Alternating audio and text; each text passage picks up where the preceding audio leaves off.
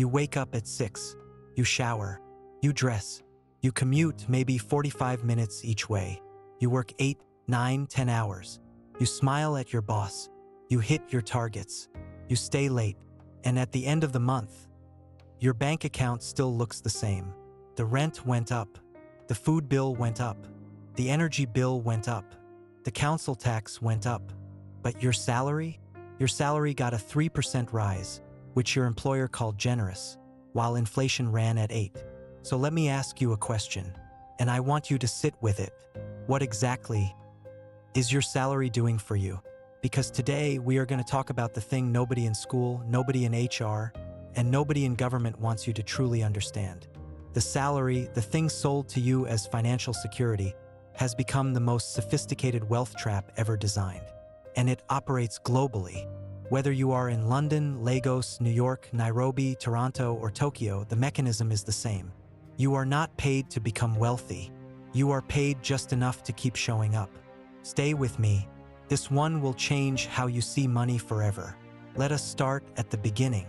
Because the salary system did not emerge from a desire to help workers thrive. It emerged from a desire to manage them. Before the Industrial Revolution, most people were self-employed by necessity. Farmers, craftsmen, traders, merchants. You produced something. You sold it. The relationship between your effort and your income was direct. Then came the factories, and factory owners needed predictability. They needed people to show up at the same time, do the same thing every single day. And so a deal was struck. Not an equal deal, but a deal. We will give you a fixed income. You give us your time, your skill, and your compliance. The salary system was designed by owners, for owners. It was never designed for the worker to accumulate wealth. And for a brief period, roughly the 1950s to the 1980s, it almost worked. Post-war economic booms meant real wages were rising. A single salary could buy a house, raise children, and fund a comfortable retirement. People called it the Golden Age. But here is what happened during that same Golden Age that nobody talks about. The wealthy were not depending on salaries. They owned the factories. They owned the land the factories sat on. They owned the banks that financed the construction. They owned the supply chains that fed the machines. They collected dividends. They collected rents. They accumulated assets. The salary was always for someone else. The ownership was always kept close. Fast forward to today. The factories have become offices. The industrial machinery has become software. But the fundamental structure has not changed at all. You still trade time for money. You still work for someone else's asset. You still receive a fixed income while the owner of the business collects what you produce. The only thing that has changed, and this is critical, is that the costs of living have exploded, the tax burden on workers has increased, and the assets that build real wealth have become astronomically expensive. So the deal has gotten worse. Much, much worse. In 1970, the average UK house cost about 4 times the average annual salary. Today, it costs over 9 times. The salary has not kept pace. The asset has run away. This is not an accident. This is architecture. And once you see it, you cannot unsee it. I want to teach you one of the most important concepts in personal finance. And it is one that most people learn too late. It is the difference between nominal income and real income. Nominal income is the number on your payslip. Real income is what that number can actually buy. And here is the brutal truth. For most working people around the world, real income has been falling for over 2 decades, even when nominal wages appear to be rising. Let me give you the numbers. In the United Kingdom, between 2008 and 2023, real wages fell by approximately 3%. Nominal wages went up, but inflation outpaced them. Workers got poorer while feeling richer on paper. In the United States, median real wages in 2023 were barely higher than in 1979. A 40-year stagnation in purchasing power, despite the country's GDP growing by over 300%. In Nigeria, the naira lost over 70% of its value in 2 years between 2022 and 2024. Workers receiving the same salary in naira were effectively earning less than half of what they earned before. In real terms, think about what this means practically. You go to your annual review. Your manager says, "Good news, we are giving you a 5% raise." You feel seen. You feel rewarded. You go home pleased. But inflation that year ran at 7%. Energy costs up 15. Food up 12. Transport up 9. Your raise was actually a 2% pay cut dressed up in a 5% costume. And your employer knows this. The government knows this. The Bank of England knows this. The Federal Reserve knows this. When central banks say they are targeting 2% inflation, what they are actually doing is engineering a slow, quiet, invisible wage reduction year on year. Because a 2% inflation target means your savings, your salary, your pension are all shrinking in real terms every single year unless they grow faster than 2%. Now let me ask you, is your salary growing at more than 2% per year, consistently, reliably, guaranteed? For most people, the honest answer is no. There is also something in the UK called fiscal drag. When inflation rises, prices rise, your nominal salary rises, but the government does not always raise tax thresholds to match. So suddenly you are pushed into a higher tax band. You earn more in name, you keep less in reality, and the government collects more without ever announcing a tax rise. The UK froze income tax thresholds from 2021 to 2028. By 2028, an estimated 3.2 million more people will have been dragged into higher tax bands, with no change to the official tax rates. This is how you can give someone a pay rise, charge them more tax, lose them more to inflation, and leave them poorer, all while they thank you for the raise. That is the inflation illusion, and it is working perfectly. Let us talk about tax. Because the way employees are taxed compared to the way business owners, investors, and the wealthy are taxed is one of the starkest examples of a two-tier financial system operating in plain sight. In the UK, if you are an employee earning between roughly £50,000 and £125,000, you will lose up to 60 pence in every additional pound you earn to income tax and national insurance combined. In certain income ranges, the effective marginal rate is actually 60% due to the personal allowance taper. 60% on money you earned with your brain, your skill, your time. Now let us look at what a wealthy investor pays on the same £100,000, but earned through investments, not employment. Capital gains tax on investment profits. 20% for higher rate taxpayers on most assets. Dividends from company ownership, 33.75% at the higher rate, but with a dividend allowance reducing the effective amount taxed. And crucially, the wealthy can time when they realize those gains. They can choose which tax year. They can use annual allowances. They can structure through a company, through a pension, through a trust. They have options. Employees have none. PAYE, pay as you earn, is the most important acronym you need to understand, because what it really means is we take the money before you even touch it. Employees in the UK pay tax before they spend. Business owners and investors spend first, as legitimate business expenses, and pay tax on what remains. The order of operations creates dramatically different outcomes. Think about that. An employee earns £100,000. The government takes $40,000 before the employee sees it. The employee then spends from $60,000. A director of a small company earns the same $100,000 in revenue. They pay for their accountant, their travel, their training, their home office equipment, their pension, all before tax. Then they pay corporation tax on profits and extract the remainder as dividends. Legitimately, legally, same economy, same income level, dramatically different outcome. The point is global. The salary system is the most heavily taxed, most transparent, most monitored income stream in existence. Because employees cannot hide, cannot defer, cannot restructure. The salary is visible. The salary is taxed first. The salary is the government's easiest target. And they designed it that way.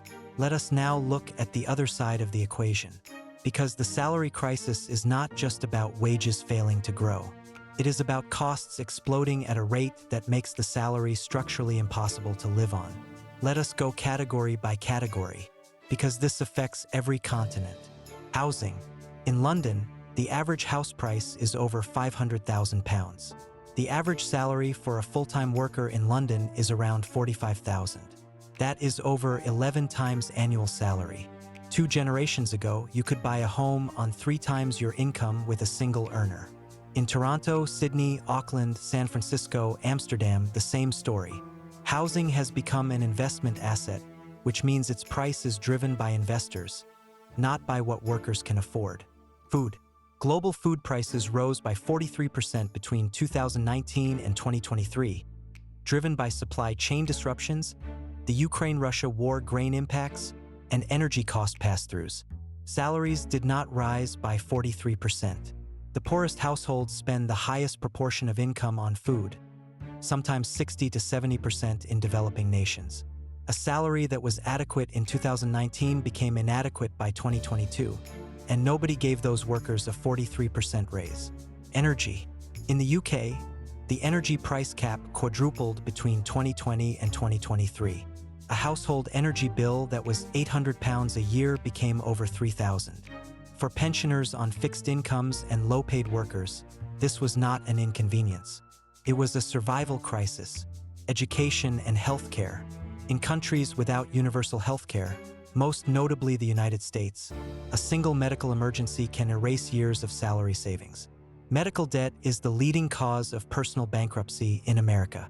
Education costs, whether student fees, childcare, or private schooling, consume ever larger portions of salary. In the UK, full-time nursery for one child can exceed £15,000 a year, nearly 40% of median salary before tax. And this is what the salary is now asked to cover: housing, food, energy, transport, childcare, education, clothing, healthcare, internet, phone, insurance, pension, emergency fund, and still grow wealth. Cannot do all of that. It was never designed to do all of that. And something breaks. What breaks is the future. People stop saving. They stop investing. They spend everything they earn just to stay still. And the wheel of wealth transfers upward to the people who own the houses, the energy companies, the food supply chains, and the banks. The salary earner's cost of living is someone else's profit margin. I want to pause here and speak directly to something that is rarely addressed in mainstream Western financial commentary, because the salary crisis has a particular, devastating dimension for workers across Africa and the African diaspora.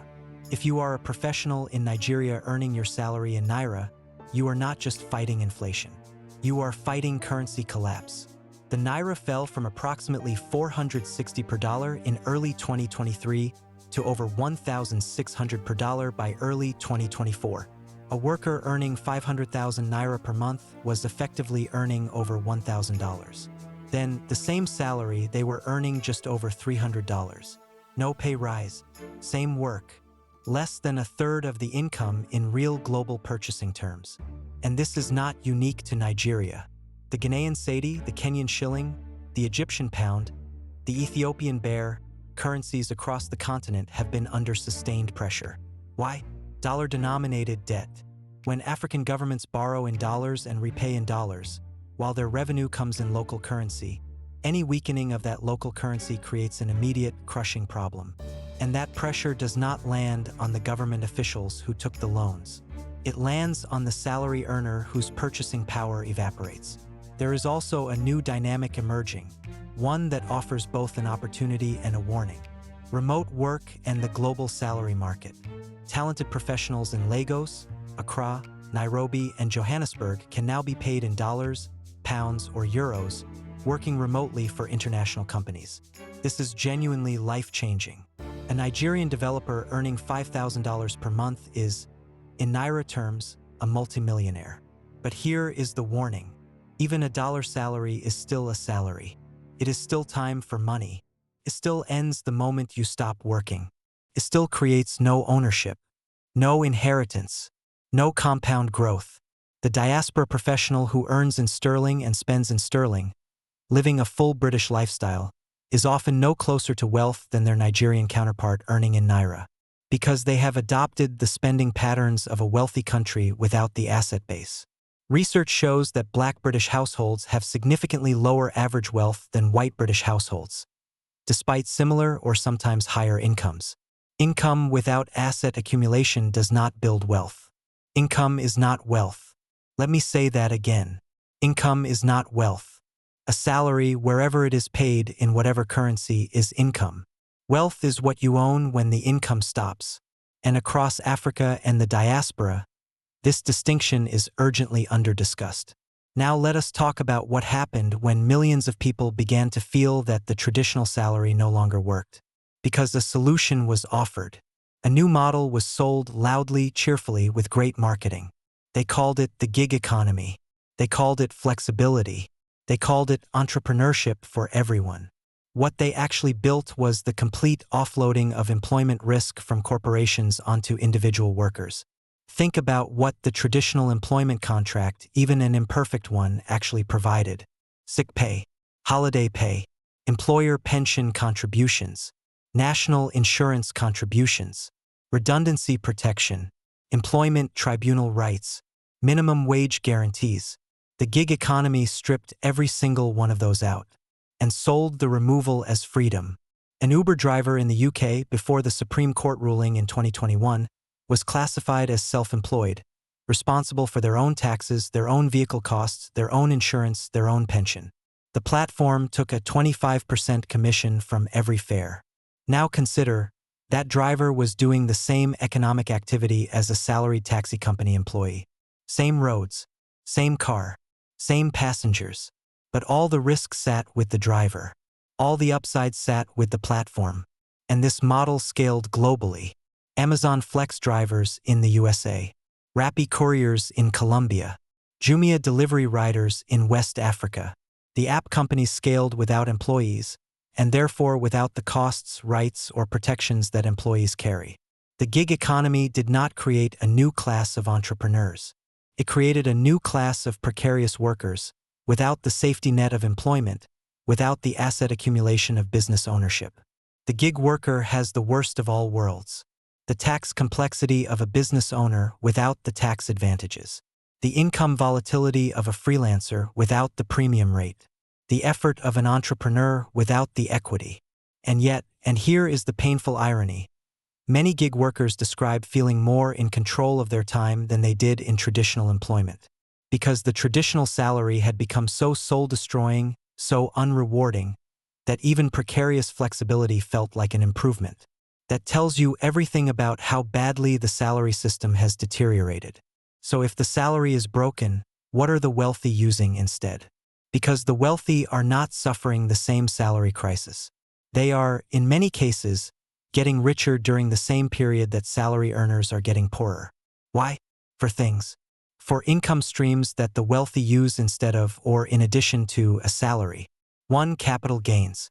When you own an asset, a property, shares in a company, a piece of land, and that asset grows in value, the increase in value is called a capital gain. You are not taxed on it until you sell. Compounds year on year, silently, without you having to work for it. And when you do sell, it is taxed at a lower rate than your salary. The wealthy own appreciating assets. Salary earners own liabilities and consumables. 2. Passive income. Rental income from property. Dividends from shares, royalties from intellectual property, books, music, patents, software, interest from bonds. These income streams arrive whether you show up to work or not. They are the opposite of the salary, which stops the moment you stop working. Warren Buffett famously said, "If you do not find a way to make money while you sleep, you will work until you die." The salary, by design, requires you to be awake, present, and compliant. 3. Equity and ownership. When you own a percentage of a business, even a small one, you benefit from everything that business generates in excess of its costs. You do not trade hours for income. You trade capital or skill for ownership. And ownership compounds. Salary earners create value for the business. Business owners capture that value. For debt as a tool, not a burden. The wealthy use debt to acquire income-generating assets. A mortgage on a rental property is not a burden, it is a lever. The tenant pays the mortgage. The asset appreciates. The owner's equity grows with zero additional work. The salary earner uses debt to fund consumption. The wealthy use debt to fund production. One destroys wealth. One builds it. Now here is what I need you to hear. These are not secret tricks available only to billionaires. These are mechanisms that are available, at some scale, to ordinary people who understand them and make deliberate choices. You do not need to be a billionaire to buy a rental property. You do not need to be a hedge fund to invest in index funds. You do not need a Hollywood agent to create digital products that generate royalties. These principles scale down as well as they scale up. The difference is not access. The difference is knowledge and the decision to act on it.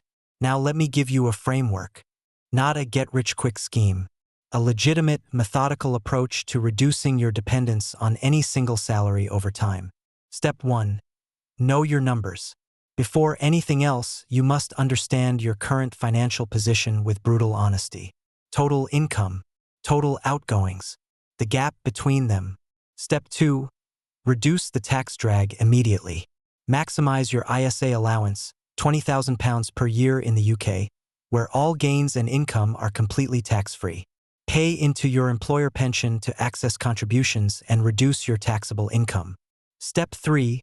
Build an emergency fund first. Before investing a single pound, build 3 to 6 months of living expenses in cash. Without an emergency fund, any financial shock sends you back to debt, which resets your wealth-building journey to zero. Step 4. Invest consistently in assets that grow. Investing £500 per month at 8% average annual return produces £745,000 over 30 years. You do not need to pick individual stocks. You need to invest consistently in a diversified index fund inside a tax-efficient wrapper for a long time. Step 5. Create a second income stream. This is where the real leverage begins. Step 6. Buy assets before luxuries. Every financial decision you make is either buying your future freedom or renting your present comfort. None of this happens overnight. None of this replaces the salary tomorrow. But every single step reduces your dependence on any single employer, any single income stream, any single economy. You stop being a passenger in your own financial life. You start steering. I want to close with something important. None of what we have discussed today is an argument against working hard. Hard work matters. Skill matters. Showing up matters. But working hard inside a system that is structurally designed to cap your wealth without understanding that system is the definition of running on a treadmill. Movement, no progress. The salary was never the destination. It was always meant to be the starting resource, the engine that funds the journey to ownership, to assets, to freedom. The problem is that nobody told most of us that. We were taught to get a good job, not to build a good portfolio. We were taught to be employees, not to think like owners.